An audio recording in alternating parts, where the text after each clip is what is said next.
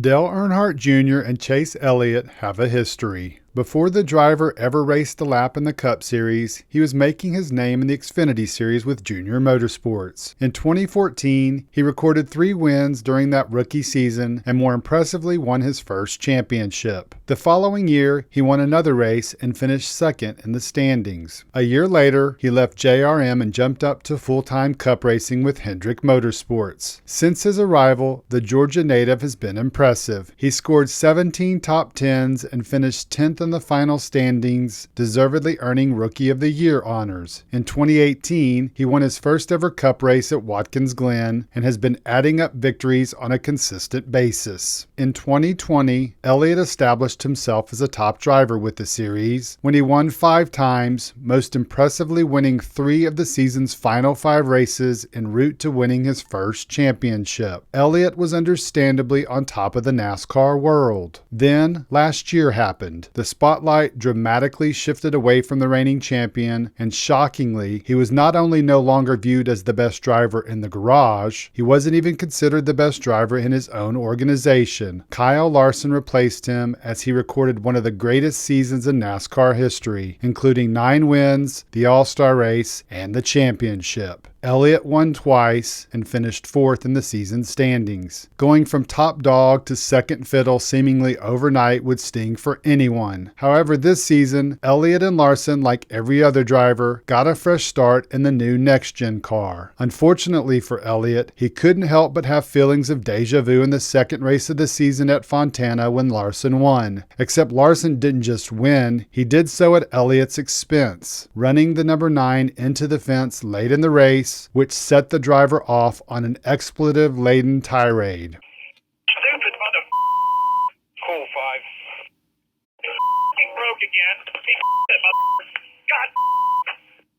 That reaction from the typically level-headed driver caught many by surprise. However, that on-track conflict between the two teammates never materialized into a feud for a couple of reasons. For starters, Mr. Hendrick intervened and talked with the drivers. The other reason it never got any worse, Elliott started winning. He won at Dover in May and was just getting started. In June, the number 9 team got hot and put together a 5-race stretch that alternated between wins and runner-up finishes. Meanwhile, Larson went winless. That, however, all changed last weekend at Watkins Glen. That's when Elliott, who had the dominant car and led a race-high 29 laps, lined up on the outside of the front row on a restart with 5 laps to go. Larson lined up on the inside. On the restart, the number 5 surged slightly ahead and drove it hard into turn 1, locking up the brakes and going out wide into the runoff area, escorting his teammate with him. That was all it took. Larson held off A.J. Allmendinger for his second win of the season. Elliott finished 4th, and after the race was none too pleased with how Larson had used him up. He was visibly angry on pit road, talking with Hendrick and Jeff Gordon about what had happened. Some amateur lip readers translated that the driver said something to the effect of, "There is no fixing this." In his post-race interview, Elliott left no doubt that he was upset by what had transpired without saying a single bad word about his teammate.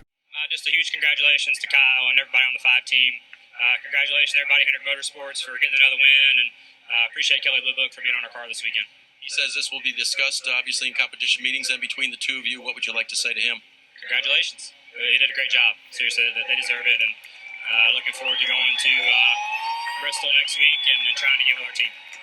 This week on the Dale Jr. Download, Earnhardt addressed the situation between the two HMS teammates. He sided with Larson on the actual incident, suggesting it was just hard racing at the end of a race. That was only his analysis of the incident. He then took a surprising detour when he offered up his opinion on the relationship dynamic between the two drivers and admitted Elliott likely wouldn't be happy with what he had to say. I think, though, and I hate to say this, man, because I like Chase a lot, and he probably wouldn't appreciate this comment. Maybe he doesn't feel this way at all, so I could be entirely wrong.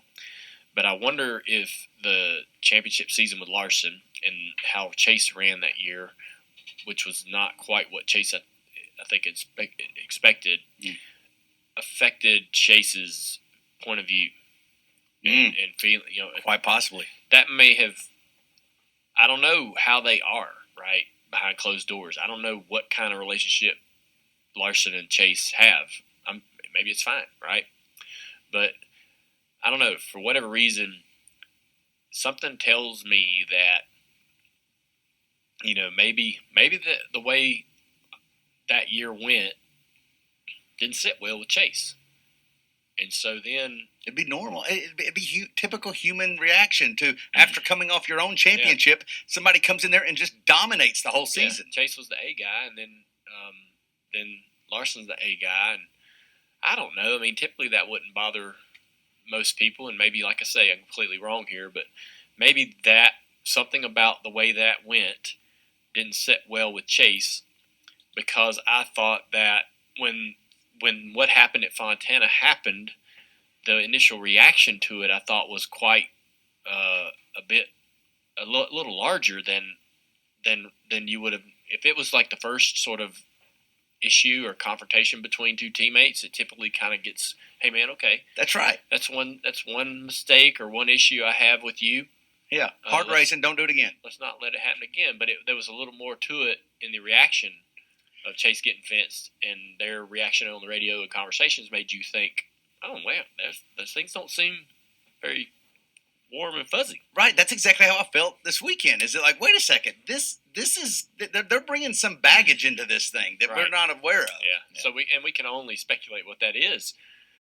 As Earnhardt mentioned, his comments, like everyone else's at this point, are just speculation. That being said, it's hard to believe with his connections in the sport, not to mention the relationship of Junior Motorsports with Hendrick, which included Larson driving and winning for his Xfinity Series team this past weekend, that there's likely more to what Earnhardt had to say than just speculation. Interestingly, Earnhardt also said during the podcast that he will be curious to see what Elliott does, if anything, in the future if presented the opportunity to race Larson. Does he race him harder than normal? Does he move him? Does he flat out dump him? The playoffs start in a week. There will be plenty of storylines as the intensity picks up. But as Earnhardt suggested, it feels like there's more to this story between Elliott and Larson. It doesn't feel like it's over. I guess we'll find out over the next 11 weeks.